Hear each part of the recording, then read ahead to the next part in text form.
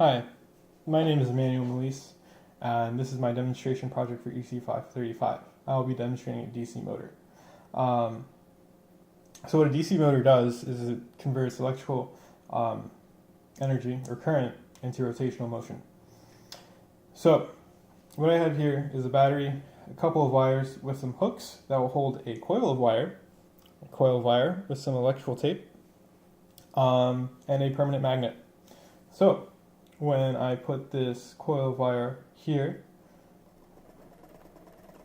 we will have a DC motor. Well, the current going through this causes a magnetic field and on this coil of wire, and it's attracting and repelling against this permanent magnet. So what exactly is happening?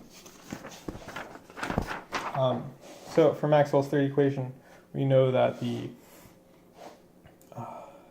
magnetic field on a contour equals the electric flux density on a surface, and that can be simplified to being the current enclosed.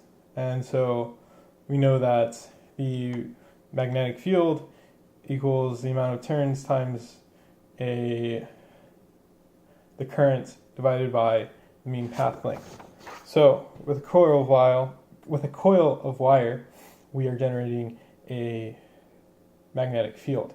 And so when we have current going through it, so the current from this coil of wire is interacting with this magnet, and we get constant attraction or constant repulsion.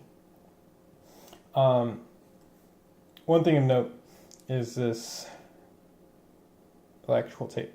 So I put electrical tape on one half, but not the other half of this wire. The reason I did that is because it kind of acts like a switch. So sometimes it will be on, sometimes current will be off. And with the current on and off, if the current was always on, let me explain that.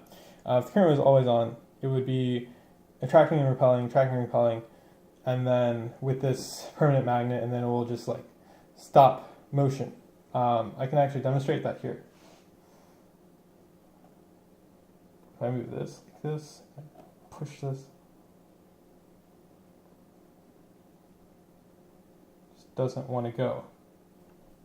But then if I let that go back, oh, if I do this,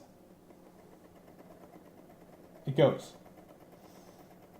Because it's either, pretty sure it's like just constantly attracting or constantly repelling. And by flipping this magnet, I can change the direction of that. And yep. So, a couple of notes. I tried this with some other wire. I tried this with the same 14 gauge wire that I used there for the hooks. And this didn't really work because this is too heavy and the magnetic field generated was not strong enough to cause it to rotate. And then I tried it with this other coil of wire. This wire is uninsulated though, but this didn't really work because I don't believe the magnetic field was strong enough here either, but it's because this wire isn't insulated, so the current can easily flow through the turns, and it's just kind of acting like one big turn. Yeah, and that is my demonstration on a DC motor. Just for fun, I decided to see what it would be like to put a magnet in here, and you can kind of feel that magnetic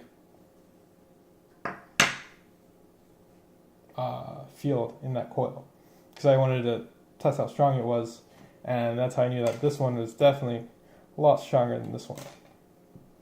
Alright, well, thank you.